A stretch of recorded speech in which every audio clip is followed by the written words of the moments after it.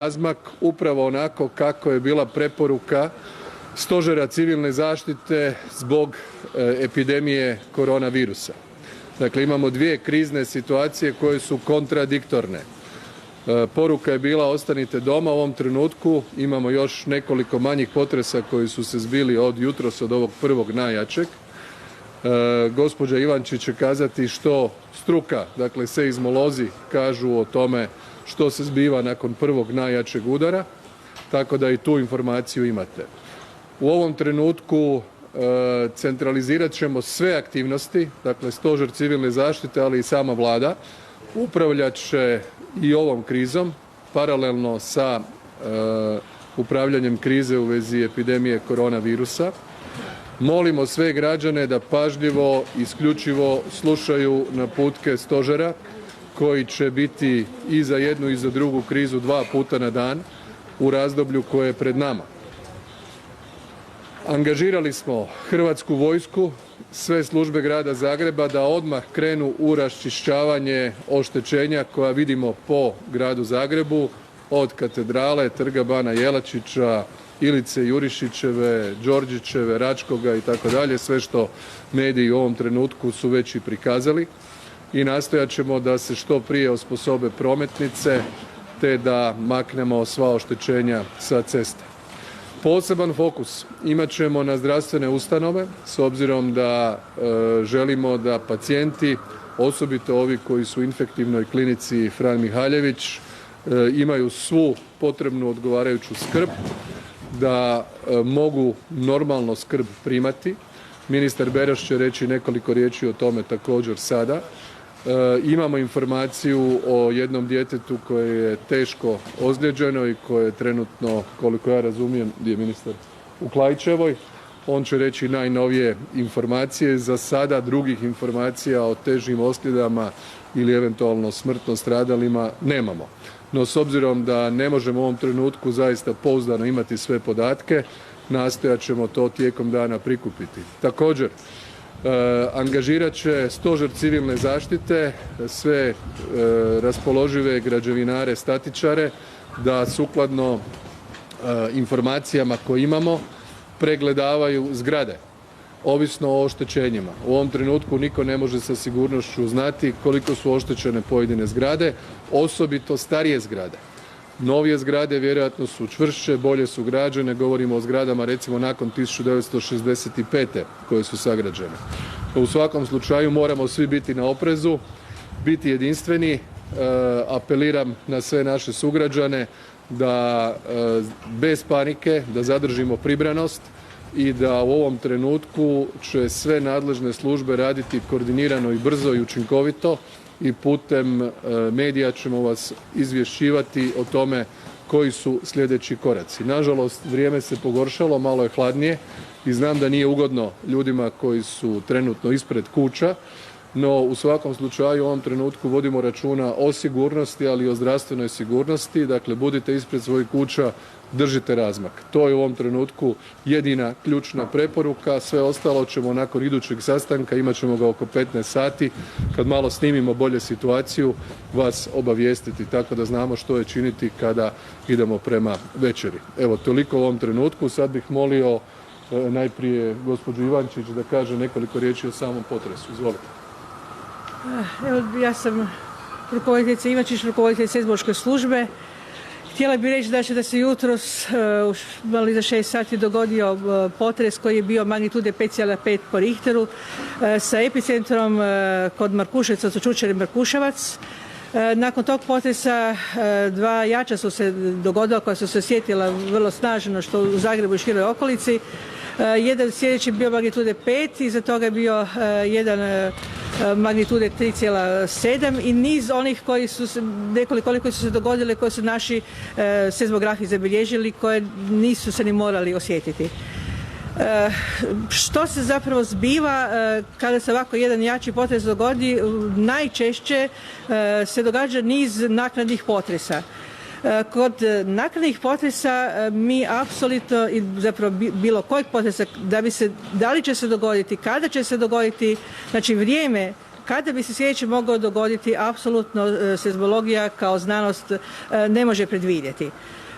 Znači, strah od možda jačeg naknadnog potresa ili jednog dovoljno snažnog potresa je prisutno svima nama, međutim, oni se zaista ne mogu predvidjeti kada bi se i da li će se uopće dogoditi jači potres od prvog i glavnog potresa.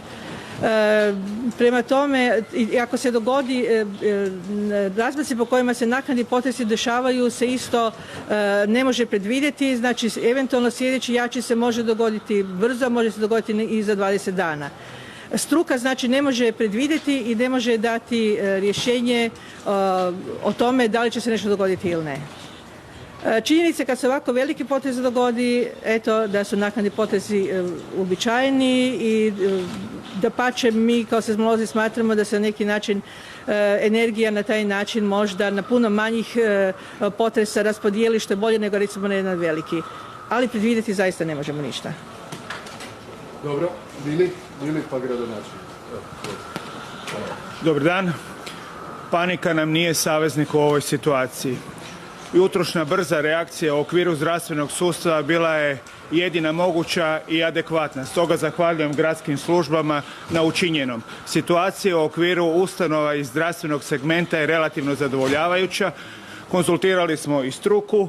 Prioritetno je sad sagledati sa građevinskog aspekta stabilnost konstrukcija i usuglašen je stav svih ravnatelja zagrebačkih zdravstvenih ustanova da u one zgrade koje su stabilne, a dobit ćemo evaluaciju građevinara, treba postepeno vraćati pacijente upravo iz razloga da im se omogući adekvatno pružanje zdravstvene zaštite. Svi drugi pacijenti i one zgrade koje nisu statički adekvatne biti će zbrinjeni na adekvatan način. U ovom trenutku imali smo kriznu situaciju sa 10 novorođenčadi u Petrovoj. Oni su zbrinuti na adekvatan način u za to već ranije pripremljenom prostoru u Dubravi koji smo u ovoj situaciji iskoristili na adekvatan način. I do sada imamo informaciju o jednoj bolesnici koja je teže ozlijeđena, ima otvorenu kraniocerebralnu ozljedu, u tijeku je dijagnostika i intenzivno zbrinjavanje koje uključuje neurokiruršku operaciju.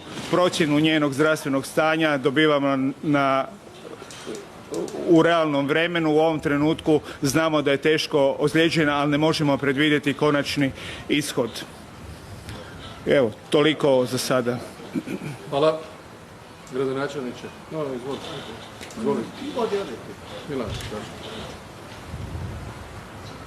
Pa nema ja šta puno dodati, osim da konstatiram da ono što je rekao Vili, da panika nije dobar saveznik, ali oprez je još potrebnija da reagiramo svi odgovorno i zajedno.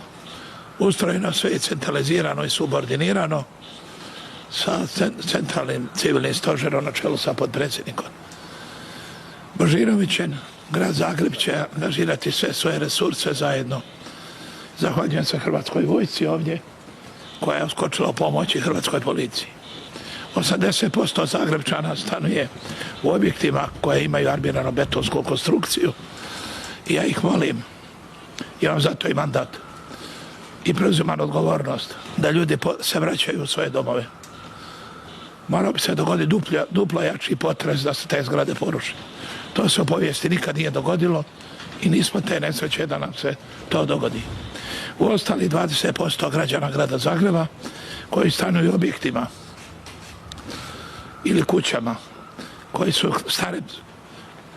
starije od 50. godine, rađene nakon 50. godine, koje nemaju armiranu betonsku konstrukciju, da slušaju savjete statičara i stručnjaka i da se postupno vraćaju u svoje objekte. Samo oni koji su statičari procjene da nisu sigurni, morat ćemo vidjeti kako ćemo te ljude zbrinuti. U ovoj situaciji panika nije dobar saveznik. Situacija je prognoza noćas je da bi mogao i snijeg zahladiti, ljudima nije lako van. A ovo što veli ministar Beroš, mi imamo koronu koja je veća opasnost od potresa. Prema tome, u tu svrhu je i koordinacija centralizirana i subordinizirana i mi ćemo u gradu odgovoriti svojoj zadaći. Idemo sada posjetiti 2 neuralgične 3 točke. Držimo fige da ova djevojka djevojčica preživi, hvala Bogu da nije nikome ništa. I još dvije olakotne okolnosti. Sreća je u nesreći. Da se to dogodilo, bilo bolje da se nikako nije dogodilo. Ali da se dogodilo u nedjelju u 6:25. U nedjelju u 6:25 kad 98% Zagrebčana ćuri doma. Mene je strah i pomisli šta da se to dogodilo u ratno vrijeme. Znači imamo sreću tu jednu nesreći. I drugu, iz Kašine najnovije informacije da nije nikome ništa, nema ozlijeđeni, da su dvije kuće znatnije oštećene, a ostalo je taj epicentar potresa Markuševac, Čučerje, Kašina, 10 km ispod zemlje je prošao bez bitnih posljedica za sada. Sve ostalo ćete znati od centralnog stožera civilnog Republike Hrvatske i potpredsjednika Božinovića. Hvala vam lijepo. Davore, izvolite.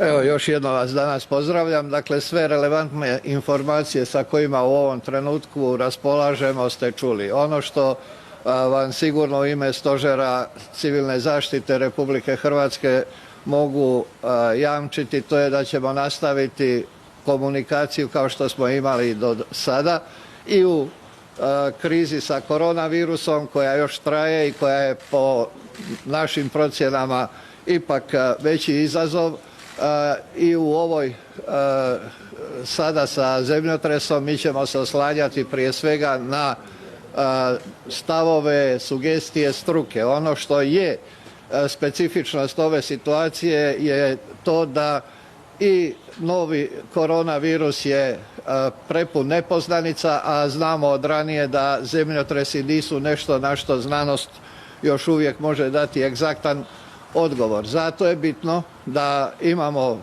potpunu koordinaciju svih relevantnih službi u Republici Hrvatskoj.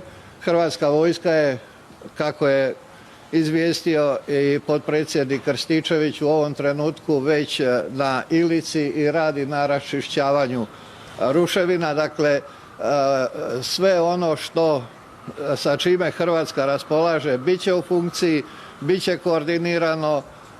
Ovo je također dvostruka kriza koja u ovom trenutku je ipak fokusirana samo na Zagreb i okolicu. Dakle, ostatak Hrvatske se u ovom trenutku najviše i u prvom redu nosi sa epidemijom koronavirusa.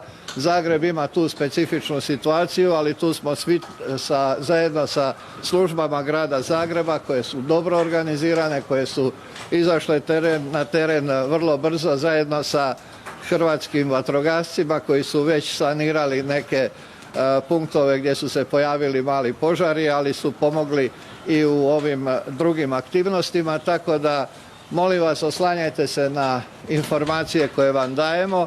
Imamo nažalost već iskustvo od skoro mjesec dana da vam u jednoj drugoj krizi ništa nismo zatajili, tako će biti i u buduće i probajte nam pomoći u tome da se šire neodgovorne vijesti sa namjerom da se diže panika među građanima Republike Hrvatske.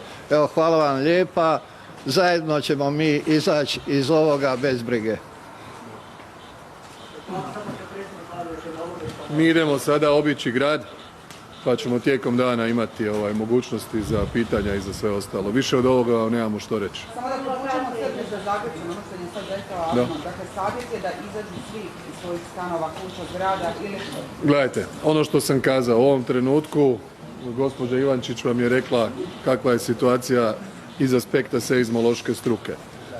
S obzirom da smo imali potres jutros oko 6:20 i nešto, imali smo još nekoliko manjih. U ovom trenutku dok je dan apeliramo na ljude da budu pri svojim kućama, dakle izvan kuće.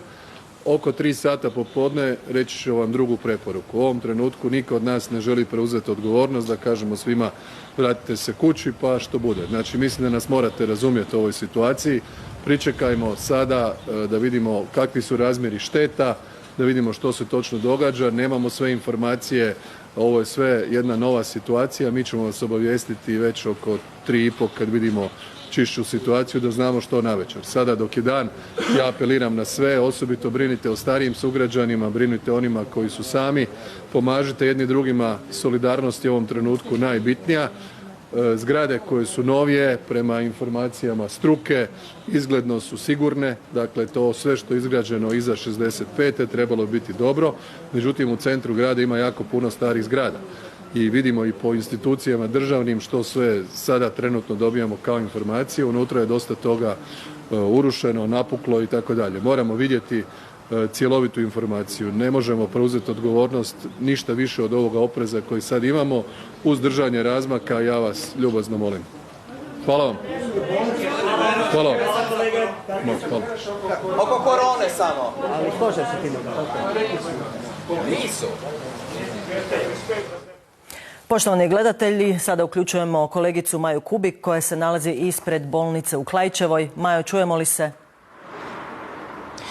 Čujemo se, evo odmah da vam kažem, nakon što je Zagreb zatresao onaj prvi potres, prvi udar, došlo je naravno do urušavanja zgrada po cijelome gradu, pa tako i u Đorđićevoj ulici gdje se prema nekim informacijama pod ruševinama ostala 15-godišnja djevojka. Iako su prvotne informacije govorile da je djevojka poginula, to nije točno. Ona je odmah prebačena ovdje na hitni prijem u Klaićevu bolnicu i kako nam je potvrdio ravnatelj bolnice Goran Rojić, ona je u kritičnom stanju, ali još uvijek živa i liječnici se u ovom trenutku bore za njezin život.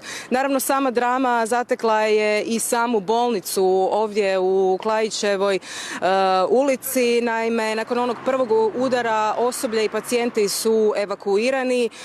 Nakon što se sve smirilo, vraćeni su natrag, sada se sanira šteta i samo da kažem da se upravo u ovim trenucima civilna zaštita i vatrogasci, koliko vidim na ovom igralištu iza Mimare, postavljaju šator za onu situaciju zlu ne trebalo, dakle da se ova situacija kojim slučajem ponovi, što naravno nitko ne želi. Evo, predlažem da sada poslušamo izjavu ravnatelja Klaićeve bolnice. Vrlo brzo nakon prvog udara potresa kolima hitne pomoći je dopremljena djevojka, 15-godišnja djevojka koja je zadobila kraniocerebralnu ozljedu. Pristupljeno je reanimaciji odmah nakon dolaska pacijenta i trenutno se provode mjere intenzivnog liječenja i dodatne dijagnostike. U ovom trenu radi se CT dijagnostika hitna upravo zato da se konstatira stupanj i priroda ozljeda i naravno poduzimaju se intenzivne mjere liječenja i dodatne dijagnostike. Ono je vrlo kritično. Klaićeva se sastoji od 4 zgrade. Najviše stradao Fischerova zgrada iz 1908-9. godine. Vrlo opasne pukotine u strukturi zgrade, manja urušavanja, žbuka, ali smo naravno preventivno sve pacijente iz tog dijela zgrade premjestili i svo osoblje i zatvorili operativni trakt privremeno dok ne konstatiramo težinu oštećenja u noviju zgradu pedijatrije gdje su daleko manja bila oštećenja i naravno napravili smo trijažu, svu djecu i roditelje kojim je to zdravstveno stanje dozvoljavalo smo otpustili iz bolnice. Pokrenuli smo sve ono što smo mogli, moramo procijeniti oštećenja, stručnjaci moraju procijeniti oštećenja na ovoj staroj zgradi, takozvanoj Fischerovoj zgradi gdje nam je operativni trakt, da li je ona sigurna ili nesigurna i naravno krenuti dalje, ako je sigurno uspostaviti onda normalan režim, ali evo tek je par sati nakon potresa, naravno da sve to traje. Preventivno uz gospodina Pavla Kalinića smo na srednjoškolskom igralištu stavili šatore i kontejnere, ako se još koji udar ponovi, ako bude potrebno da možemo vrlo brzo izravno zbrinuti djecu u blizinu bolnice. Uključujemo sada kolegicu Zrinku Grancarić koja se nalazi ispred Zagrebačke katedrale. Do katedrale prešli smo preko trga Bana Jelačića, a tamo sam razgovarala sa predstavnikom stanara zgrade koja se nalaze na adresi broj 7. Naime, tako su nam rekli i policajci, oni su ogradili tamo ispred te zgrade, to je onaj prostor gdje se nalazi jedan ugostiteljski objekt u prizemlju. Policajci su nam rekli nemojte se približavati, upitna je statika zgrade. Predstavnik stanara nam je rekao da je bio unutra, da sa stražnje strane zgrade, ono što mi nismo mogli vidjeti, je zaista jako loše stanje i po njegovim informacijama, prema njegovim naravno neslužbenim i laičkim informacijama, on misli da se potencijalno stanari te zgrade neće moći vratiti u svoje domove. No naravno treba pričekati i službeno da dođu stručnjaci da kažu je li to stanje zaista tako. Ja prenosim kako nam je rekao predstavnik stanara. A ovdje se sada nalazim ispred katedrale, o tome smo već javljali tijekom jutra, zaista je katedrala oštećena. Sa mnom je pročelnik tiskovnog ureda Zagrebačke nadbiskupije, gospodin Borna Puškarić. Gospodine Puškariću, kako je stanje katedrale? Pa kao što vidite, mogu vam reći ono što i sami vidimo svojim očima. Vrh južnog tornja katedrale se srušio. Ostaci su ovdje okolo katedrale. Nemamo nekakav cjeloviti uvid u ono što se dogodilo, jer evo, sada nismo niti stigli niti ući unutra u katedralu vidjeti kakva je situacija, ali čini mi se na ovaj prvi pogled da je moglo biti puno gore nego što je. Čini mi se da u ovom času najvažnije da nije bilo, barem koliko je meni poznato, ovdje na Kaptolu nekih ljudskih žrtava, što je najvažnije. Imate li saznanja kako je stanje ostalih sakralnih objekata? Pa imao sam priliku otići do crkve Svetoga Marka jer smo upravo sa Hrvatskom televizijom trebali imati prijenos Svete mise u 10 sati i taj prijenos smo naravno morali otkazati jer je i crkva Svetoga Marka oštećena na nekoliko mjesta iznutra, tako da nije više bilo sigurno unutra odraditi taj prijenos Svete mise, koliko mi je rekao i župnik da je i rektor crkve Svete Katarine također oštećena. Vidim po društvenim mrežama da je i Palmutićeva bazilika Srca Isusa u Palmutićevo isto oštećena, tako da svakako oštećenja ima, sad za neki detaljniji uvid to u ovom času ne mogu reći. Ono što je u ovom trenutku zaista sretna okolnost to je da nisu mise bile u tijeku redovito ujutro u 7 sati. Mislim da je to, evo, kao što rekoh, u toj Palmutićevoj se srušio strop ujutro dok je u redovitom terminu misa, tako da u ovom času stvarno je to tako.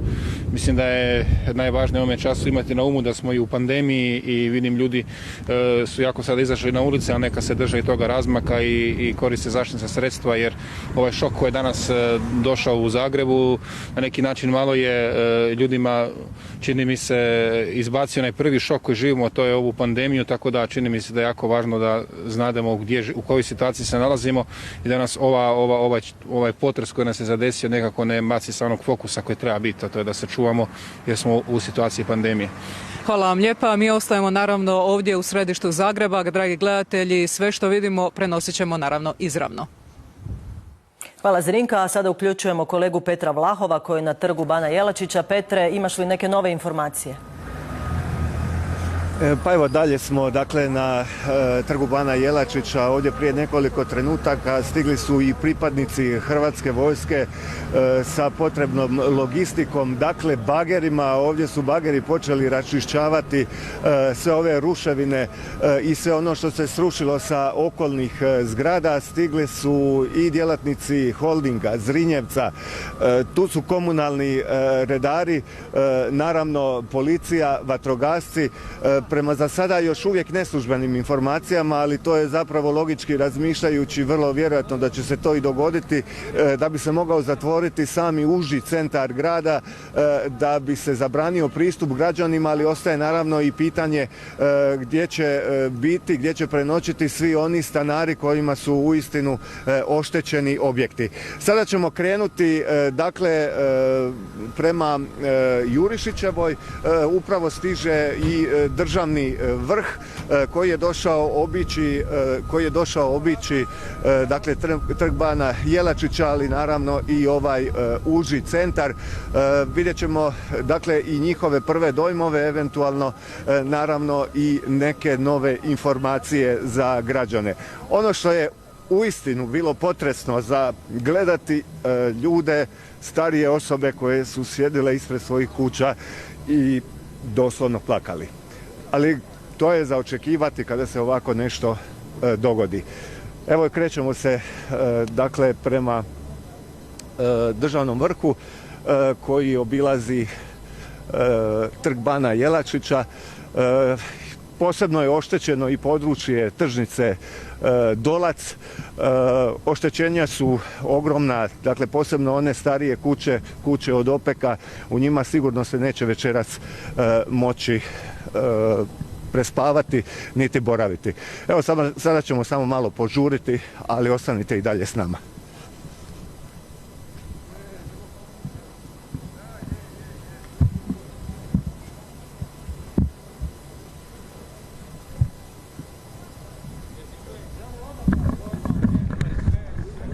Idem ja njemu prenijeti. Pa nek dođu, znam. Bravo, je, znam. Odmah ćemo, ne odmah. Sad ću vam samo Ilicu šibaj. Sad ću doći. Ne. Ne zovite. Da, Pavle, ti si sjaj. Hvala. Mirko i njih. Kuda ćemo, kuda? Možemo okolo. Ajmo okolo. Ovdje gore se ne ide. Viš ti koliko je opalo? Opalo je 7-8. To je 10. Ali 10 metara. Ajmo se malo maknuti ovdje na sredinu. Ajde. Evo ih. Vidio. Da, pa to je rasplašeno. Gradonačelniče, hoće li biti večeras moguće živjeti u centru grada, posebno Palmotićeva, Đorđićeva? Najprije treba počistiti i sanirati ono što treba sanirati, procijeniti gdje su ljudi, objekti sigurni da ljudi ostanu, ako ne, naćemo alternativnu lokaciju gdje će prespavati. Uglavnom, pozivam ljude da oni u armirano-betonskim zgradama se vrate u svoje domove, a ovi ostali da ne ulaze dok se ne procijeni statika zgrada. Moramo čuvati svakog čovjeka. Hvala Bogu, još se bori Jovadjević Saša život. Nije, bila je informacija da je mrtva, ali nije. Iz Klaićeve. Ljudski život je važniji od bilo kakve zgrade. A gdje će se postaviti alternativne smještaje? Naći ćemo, sve ćemo naći. Zajedno sa civilnim stožerom. Gospodine premijeru, kakvi su vaši dojmovi prvi? Hvala.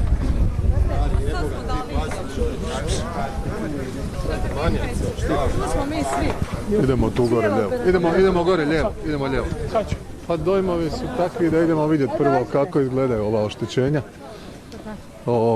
Pa ćemo onda nakon toga sumirati kako dalje. Jer oštećenja su očito dosta velika po brojnim zgradama u centru. To se očito vidi, a čini mi se i drugdje. Jeste li obavještavali Evropsku uniju i nadležne? Jesmo, čuo sam se, oni su svi zvali, Charles Michel, Ursula von der Leyen, Janša se javio, Orban se javio, susjedi se javljaju, sve. Je li očekivati da ćemo dobiti pomoć? A dobro, ajmo prvo vidjeti što je, svi su spremni pomoći, naravno, zato su i zvali. Važno je da je nuklearka ok, to je najbitnije.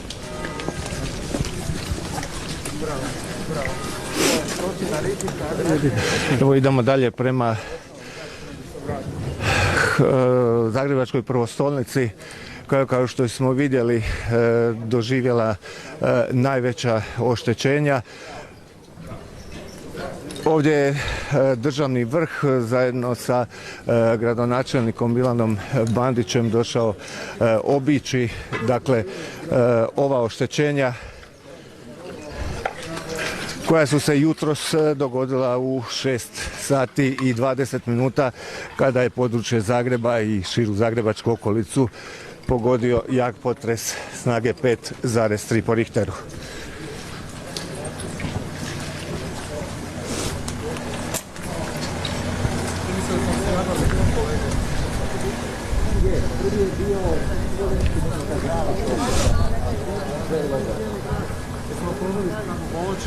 Je, solidarnost, pomoć, ali da kako, moramo vidjeti što nam treba.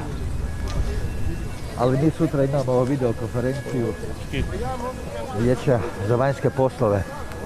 Hoće to biti jedna od tema koju vodi ovaj visoki predstavnik Josep Borrell.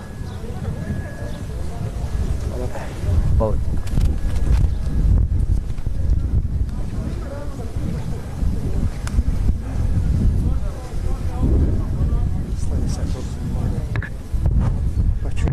Maksimalno, ovo je bilo katastrofa.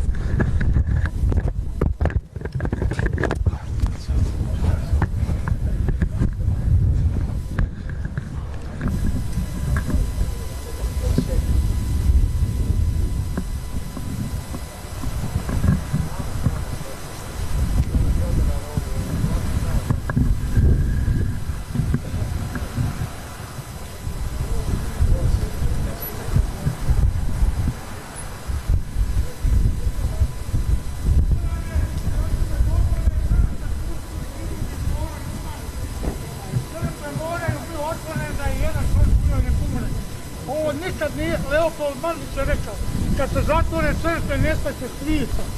Crkva mora biti otvorena i narodna. Jednom ja se ne bojim umri i ko će ući, ako neće, ne mogu. Ajde, molim vas. Samo je pala vidi.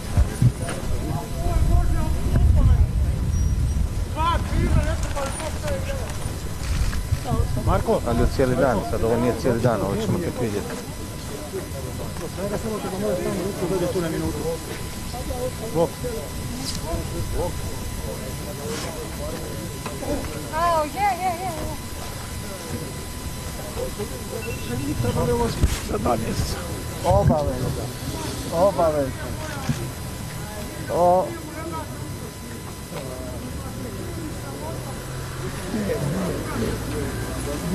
Andrej. Tu je.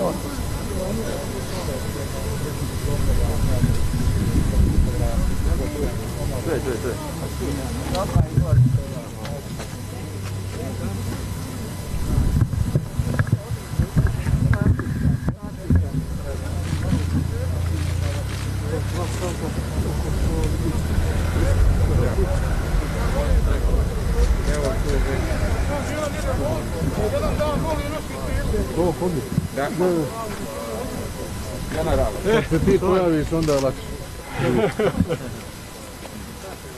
Dobro. Tamo vidite koordinirajte, pazite na ljude, kamion, račišćavanje. Idemo, momci, tamo pa desno. Ali pazite. Pazite, molim vas.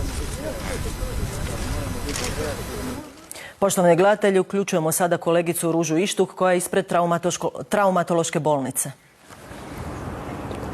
Dobar dan svima. Što se ovdje jutros događalo, kako su pacijenti, kako su liječnici i osoblje, reći će nam docent Srećko Sabalić, predstojnik klinike za traumatologiju. Evo, lijepo pozdrav vama i vašim gledateljima.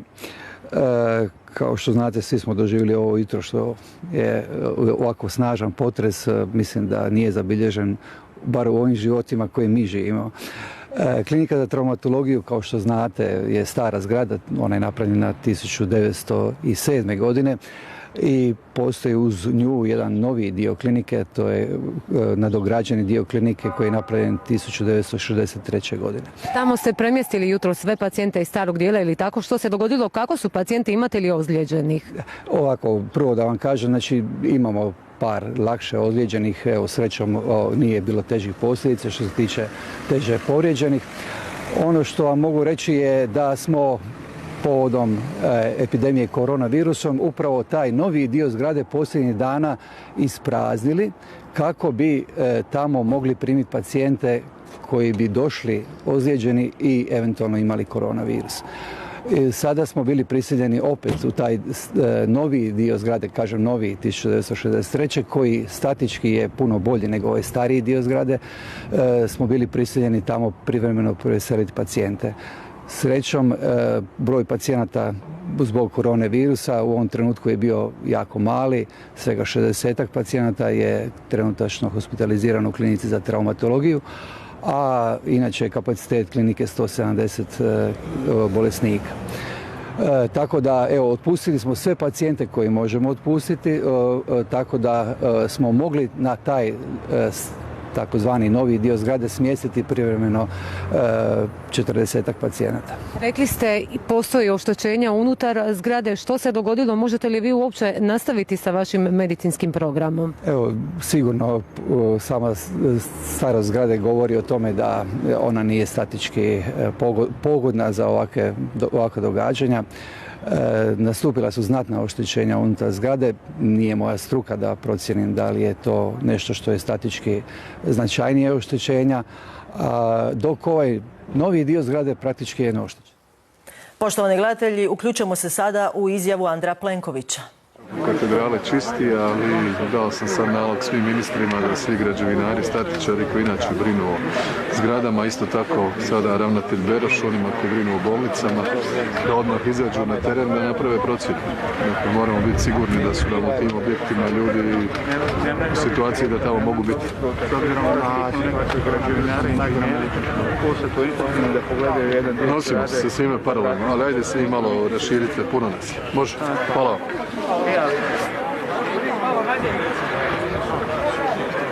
Zašto nije palo sad?